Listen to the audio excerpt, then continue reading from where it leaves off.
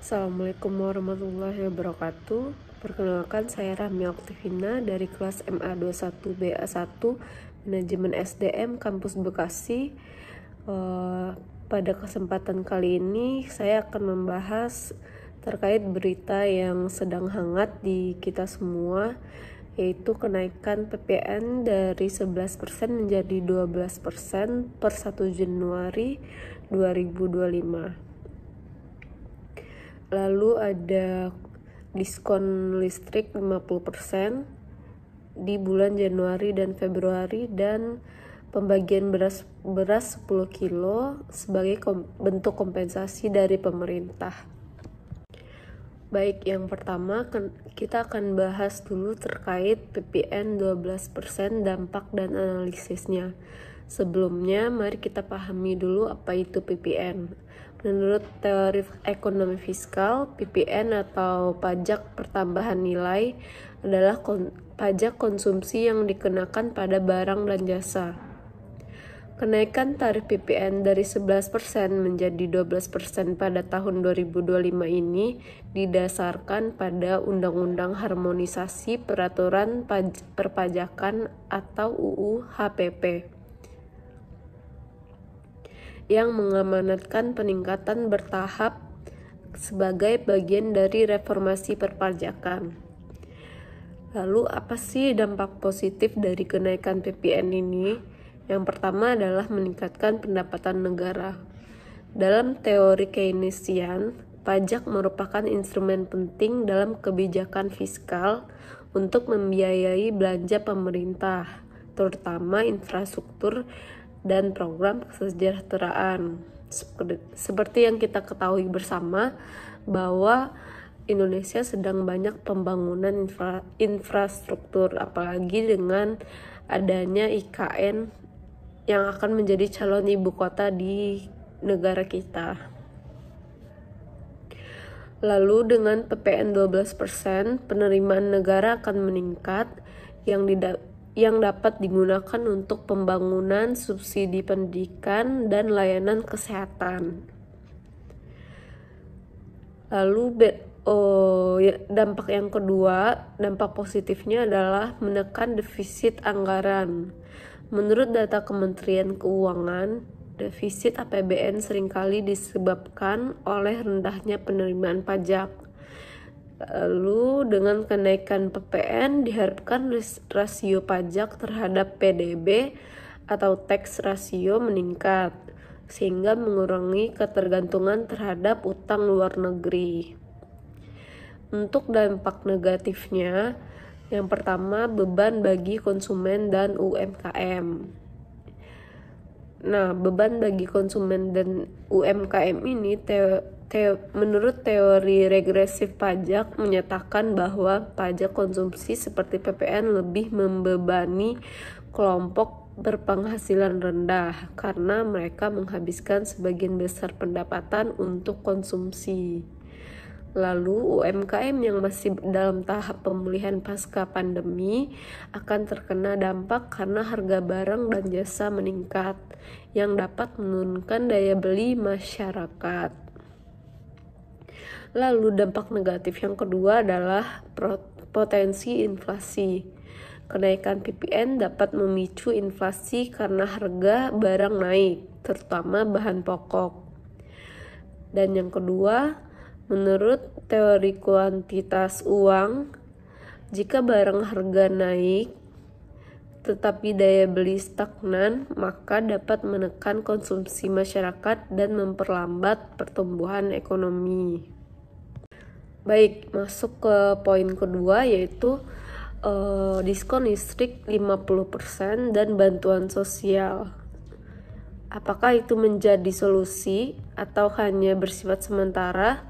Baik, yang kita ketahui bersama, diskon listrik 50% hanya berlaku di bulan Januari dan Februari. Termasuk saya sendiri juga merasakan dampak dari diskon listrik 50% ini.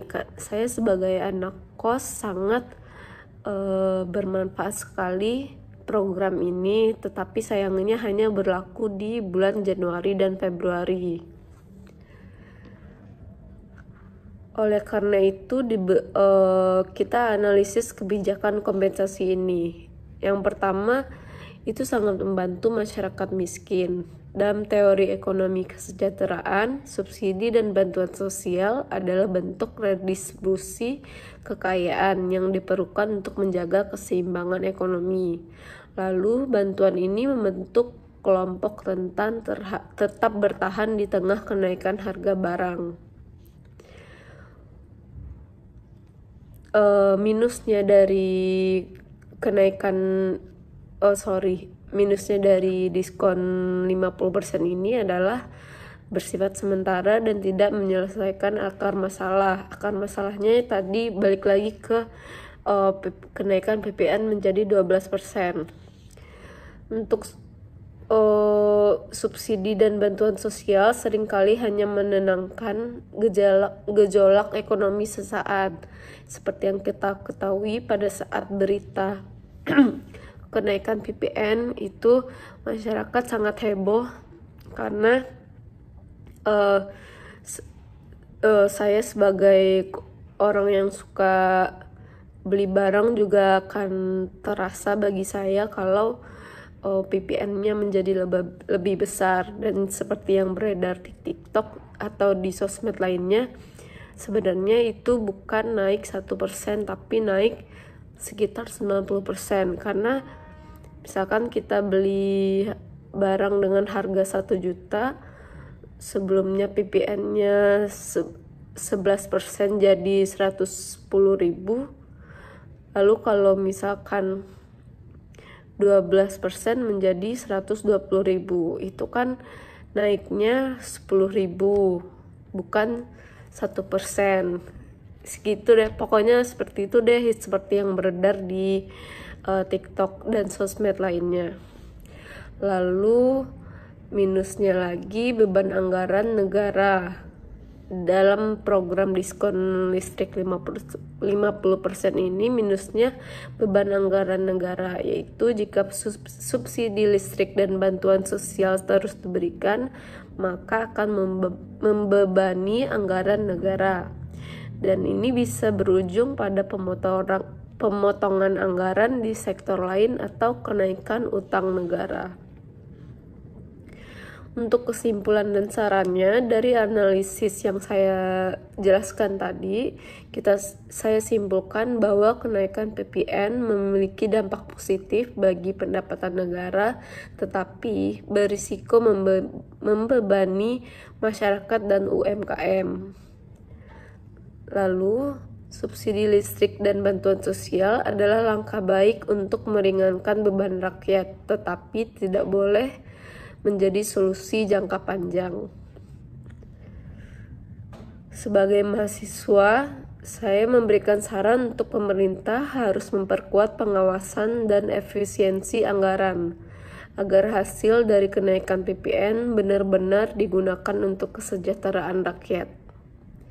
Lalu mendorong insentif bagi UMKM seperti pajak yang lebih ringan atau subsidi produktif agar kenaikan PPN tidak berdampak buruk pada sektor usaha kecil.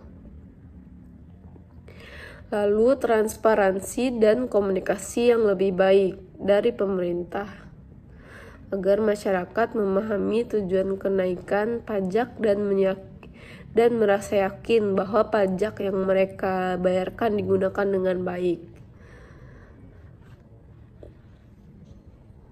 Dan masukan saya yang lainnya mungkin fokus pada bantuan jangka panjang seperti subsidi UMKM atau program pelatihan kerja. Seperti yang saya ketahui, saya juga bekerja di bidang HR. Sangat banyak pengangguran di Indonesia pada saat ini.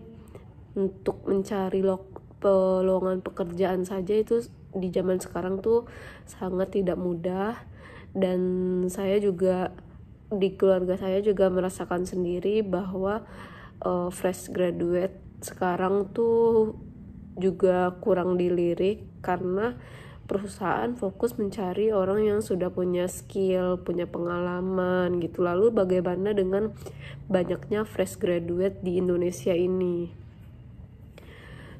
mungkin lebih diutamain itu. Lalu adakan program pelatihan kerja gitu, bukan sekedar bantuan beras aja, karena kan bantuan beras itu sifatnya hanya sementara. Tapi kalau program lowongan pekerjaan lebih luas, itu programnya jangka panjang.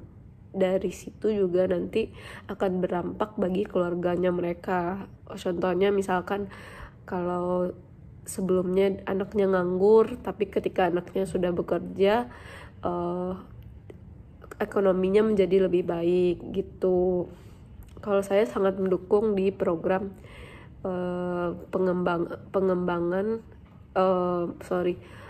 perbanyak lowongan pekerjaan di Indonesia.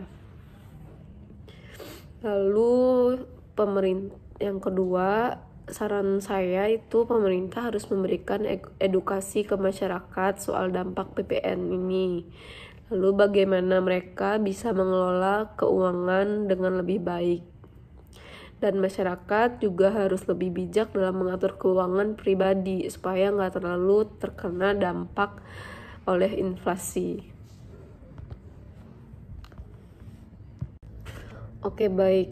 Kalau dari saya pribadi, komentar saya terkait hal ini, PPN naik 12%, kok bisa sih? Jadi gini teman-teman, PPN itu pajak yang kita bayar setiap kita beli barang atau jasa. Sekarang sebelumnya tarifnya itu 11%. Tapi mulai per 1 Januari lalu naik menjadi 12%. Nah, ini udah diatur di undang-undang yang tadi saya jelaskan. Jadi bukan tiba-tiba naik gitu. Dan dampaknya ini ke negara sebenarnya baik, karena uang pajak yang kita bayarkan itu bisa digunain buat infrastruktur, pembangunan sekolah, subsidi kesehatan. Mungkin yang berita yang beredar kayak dari BPJS telat bayar klaim ke rumah sakit gitu. Jadi pelayanan dari rumah sakit juga buruk ke pasien yang menggunakan BPJS. Nah, mungkin bisa dananya buat ke situ gitu. Lalu mengurangi defisit APBN juga, karena APBN kita lumayan gede, dan pajak ini bisa jadi solusi buat nutupin gap pemasukan vs pengeluaran negara. Nah, tapi ada tapinya nih. Kalau harga barang naik, logikanya gini. Kalau pajak naik, harga jual bisa ikut naik. Nah, ini bisa bikin inflasi alias daya beli masyarakat turun. Lalu beban buat UMKM. Buat usaha kecil yang masih berjuang pasca pandemi, ini bisa jadi pukulan berat kalau harganya naik. Tapi pelanggan makin pelit belanja, bisa repot juga kan. Jadi intinya, kebijakan ini ada baiknya, tapi ada risikonya juga. Kita harus lihat implementasinya nanti, apakah benar-benar bisa bantu ekonomi atau malah bikin rakyat makin tercekik. Dan komentar gue terkait diskon listrik 50% dan bantuan beras itu solusi atau cuma gimmick. Kalau diskon 50%, pemerintah bakalan tahu kalau kenaikan pajak bakalan bikin masyarakat protes. Makanya mereka kasih kompensasi, yaitu diskon listrik 50% buat pelanggan tertentu dan bantuan beras 10 kilo buat masyarakat yang membutuhkan. Sekilas ini kayak solusi baik nih, tapi kalau kita pikir lebih jauh, apakah ini benar-benar cukup? Yang pertama, bantuan buat rakyat kecil. Oke, ini bisa bantu kelompok miskin yang daya belinya tertekan, atau setidaknya mereka nggak langsung kena dampak buruk nih dari kenaikan harga barang. Dan yang minusnya nih sifatnya sementara. Jadi diskon listrik itu dan bantuan beras itu bukan obat yang menyelesaikan masalah. Kenaikan pajak bakal permanen, tapi diskonnya cuman beberapa bulan, apalagi cuman 2 bulan. Nah, setelah diskon cabut, rakyat bakal bagaimana? Lalu minusnya lagi beban APBN. Kalau misalkan subsidi listrik dan bantuan sosial ini terus-terusan diberikan, APBN makin berat juga. Ujung-ujungnya negara tetap butuh pemasukan lebih. Dari mana ya? Dari pajak dong berarti. Jadi apakah ini solusi benar-benar efektif? Tergantung cara kita melihatnya. Kalau cuma jangka pendek oke lah, tapi kalau buat jangka panjang kita butuh kebijakan yang lebih fundamental. Lalu solusinya apa ya teman-teman? Kalau menurut saya, pemerintah harus transparan soal penggunaan pajak, biar rakyat percaya juga. Jangan sampai uang pajak kita cuma buat hal yang gak jelas. Lalu mungkin bisa bantu UMKM biar mereka tetap bisa bertahan. Kalau harga naik tapi UMKM nggak kuat, ekonomi bakal makin lesu. Dan yang terakhir, masyarakat harus lebih cerdas dalam mengatur keuangan. Jangan boros, mulai investasi, dan lebih hati-hati dalam pengeluarannya. Gue sih berharap kebijakan ini benar bermanfaat dan bukan sekedar gali lubang tapi tutup lubang. Karena kalau kita cuma diam aja tanpa berpikir kritis, kita bakal jadi korban dan kebijakan tanpa solusi. Oke, baik. Selanjutnya kita akan bahas beberapa aspek lain yang berkaitan dengan berita tersebut secara lebih dalam. Yang pertama, perspektif hukum dan regulasi pajaknya. Kenaikan TPN 11% ke 12% merupakan bagian dari implementasi undang-undang. Nah, pertanyaan yang bisa dikaji lebih dalam, apakah kebijakan ini sesuai dengan prinsip perpajakan yang adil dan efektif? Dan berdasarkan prinsip menurut Adam Smith, pajak harus memiliki prinsip keadilan, kepastian hukum, kemudahan, dan efisiensi. Jika PPN naik, apakah itu adil bagi masyarakat berpenghasilan rendah? Lalu bagaimana implementasi dan regulasi teknisnya? Apakah pemerintah sudah memiliki infrastruktur pajak digital yang baik untuk memastikan kepatuhan wajib pajak? Lalu bagaimana pengawasan agar hasil pajak benar-benar digunakan untuk kesejahteraan rakyat? Dan yang kedua, dampak ekonomi makro, inflasi dan daya beli. PPN adalah pajak konsumsi yang berarti masyarakat langsung merasakan dampaknya di harga barang dan jasa. Potensi dampaknya, inflasi bisa meningkat jika harga barang naik karena pajak lebih tinggi. Inflasi juga berpotensi meningkat. Dari data BPS menunjukkan bahwa pajak yang lebih tinggi pada konsumsi bisa meningkatkan indeks harga konsumen atau IHK. Lalu daya beli masyarakat bisa turun. Kelas menengah dan ke bawah akan merasakan dampak lebih besar karena mereka menghabiskan proporsi lebih besar dari pendapatan mereka untuk konsumsi dibanding kelas atas. Nah, ini bisa memperlambat pertumbuhan ekonomi karena konsumsi domestik adalah salah satu motor utama pertumbuhan di PDB di Indonesia. Lalu kita coba bandingkan dengan negara lain. Negara lain yang menangani kebijakan pajak konsumsi seperti ini juga ada beberapa negara yang memiliki PPN tinggi tetapi dengan strategi kompensasi yang berbeda. Contohnya yang pertama negara Singapura, PPN atau GST saat ini 9%, tetapi mereka memiliki kebijakan cash GST voucher yang memberikan uang tunai langsung kepada karyawan yang kepada warga yang terdampak. Lalu ada Jerman dengan PPN 19%, tetapi mereka memberikan subsidi langsung ke sektor pendidikan dan kesehatan untuk mengimbangi dampaknya. Lalu ada Malaysia sebelum memiliki GST 6%, tetapi kemudian dihapus dan diganti dengan SST karena tekanan ekonomi dan politik.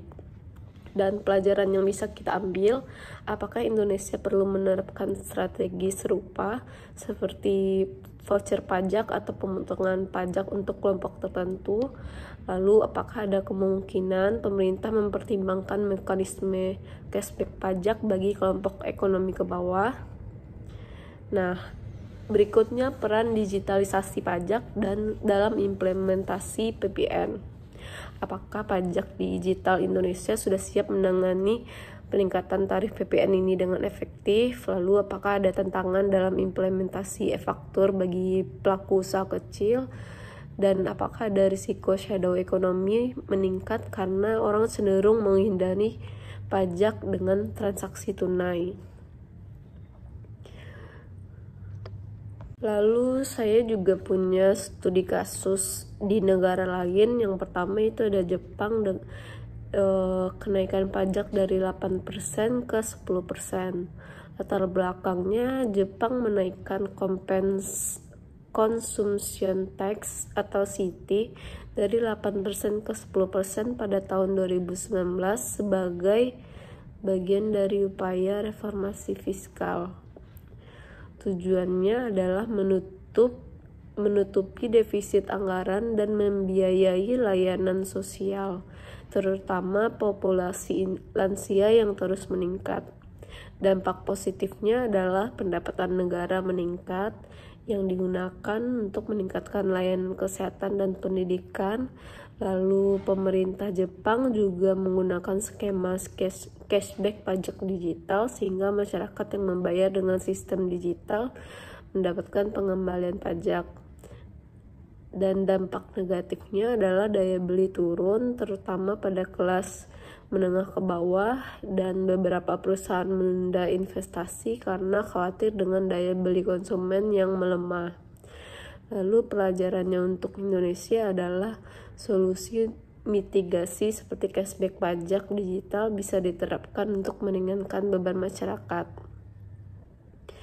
Nah, balik lagi ke tadi yang contoh kedua, yaitu Malaysia, GST 6% dan penghapusan pajak konsumsi.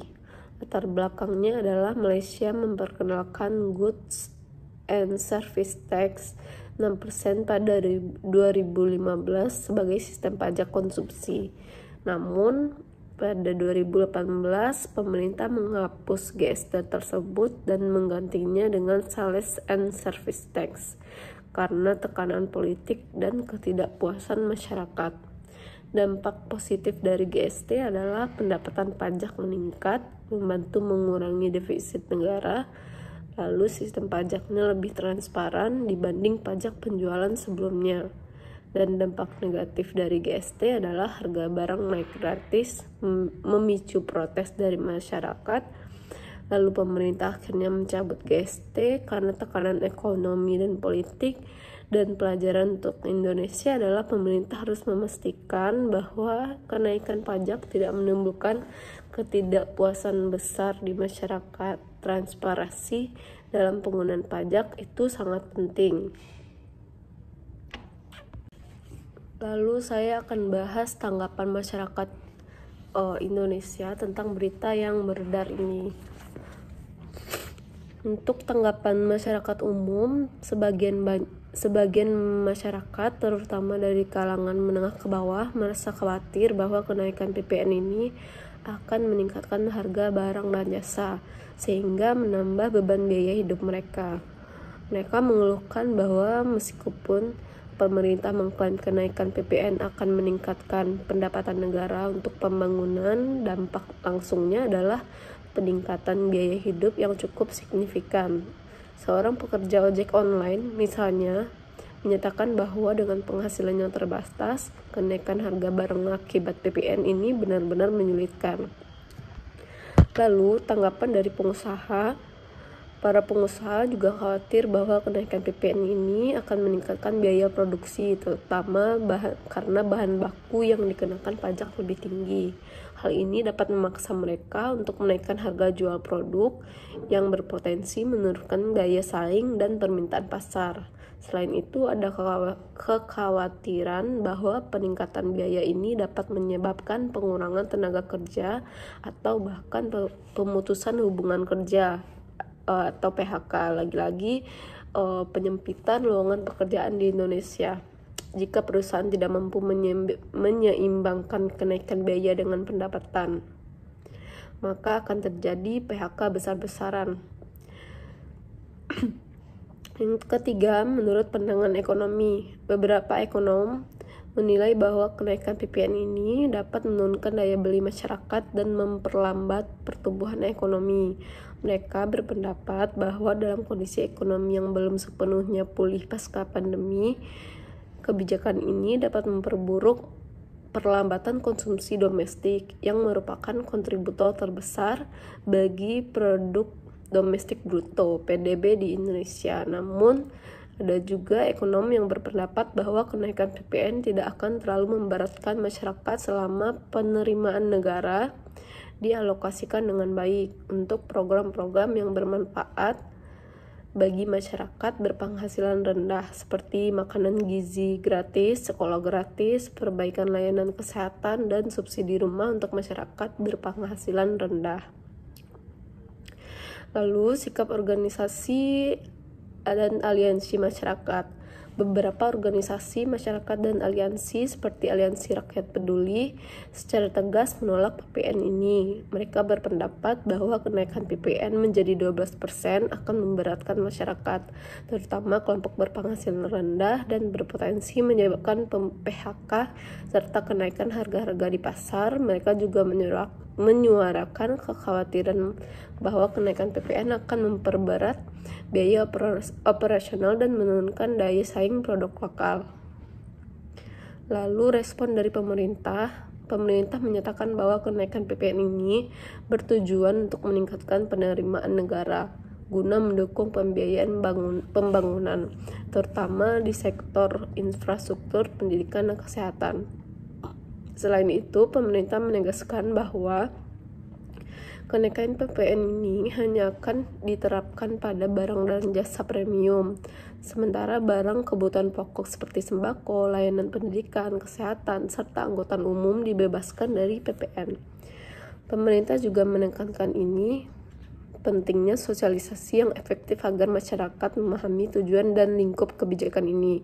Secara keseluruhan, kenaikan PPN menjadi 12% menimbulkan pro dan kontra di kalangan masyarakat, pengusaha, dan ekonom. Pemerintah diharapkan dapat mengelola dan dampak kebijakan ini dengan baik melalui transparansi penggunaan pajak, pemberian insentif atau subsidi kepada kelompok rentan, serta menjaga kestabilitasan harga kebutuhan pokok agar dampaknya tidak terlalu memberatkan. Dari banyaknya berbagai sumber yang saya sebutkan tadi, dari berbagai tanggapan masyarakat terkait kebijakan kenaikan PPN 12%, dapat kita simpulkan bahwa dampaknya luas baik dari sisi ekonomi, bisnis, maupun kesejahteraan sosial. Meskipun pemerintah berupaya untuk meningkatkan penerimaan negara guna mendukung pembangunan dan layanan publik, tantangan utamanya adalah bagaimana memastikan kebijakan ini tidak semakin membebani masyarakat, terutama kelompok berpenghasilan rendah dan UMKM. Lalu seperti yang kita lihat dalam reaksi masyarakat, banyak yang merasa khawatir bahwa kenaikan ini akan berdampak langsung pada harga kebutuhan sehari-hari. Sementara dari sisi pelaku usaha menghadapi tantangan dalam menjaga daya saing. Namun yang paling penting adalah bagaimana pemerintah mengelola penerimaan pajak ini dengan bijak. Transparansi dalam penggunaan pajak harus diperkuat agar masyarakat dapat melihat manfaat nyata dan kontribusi mereka. Selain itu, kompensasi dalam bentuk bantuan sosial, insentif, pajak bagi UMKM, serta stabilitas harga kebutuhan pokok perlu diperjelas agar dampak negatifnya bisa diminimalisir. Sebagai masyarakat, kita juga perlu lebih proaktif dan kritis dalam memahami kebijakan ini. Jangan hanya menelan informasi mentah-mentah, tetapi juga kita coba cari tahu lebih dalam bagaimana kebijakan ini akan mempengaruhi kita, bagaimana cara beradaptasi, dan bagaimana kita bisa menyuarakan aspirasi secara konstruktif. Di sisi lain, bagi dunia usaha, kenaikan PPN ini harus menjadi momentum untuk lebih berinovasi dalam strategi bisnis, meningkatkan efisiensi, serta memanfaatkan teknologi digital untuk tetap bertahan dan berkembang. Akhir kata, kebijakan ini adalah sebagai sebuah tantangan sekaligus peluang. Jika dikelola dengan baik, dampaknya bisa positif bagi pertumbuhan ekonomi. Namun jika kurang tepat dalam implementasi dan sosialisasinya, dikhawatirkan justru akan memperberat beban masyarakat. Oleh karena itu, diperlukan keseimbangan antara kebijakan fiskal dan perlindungan sosial agar ekonomi tetap stabil dan masyarakat tetap sejahtera. Baik, semoga pembahasan ini bisa memberi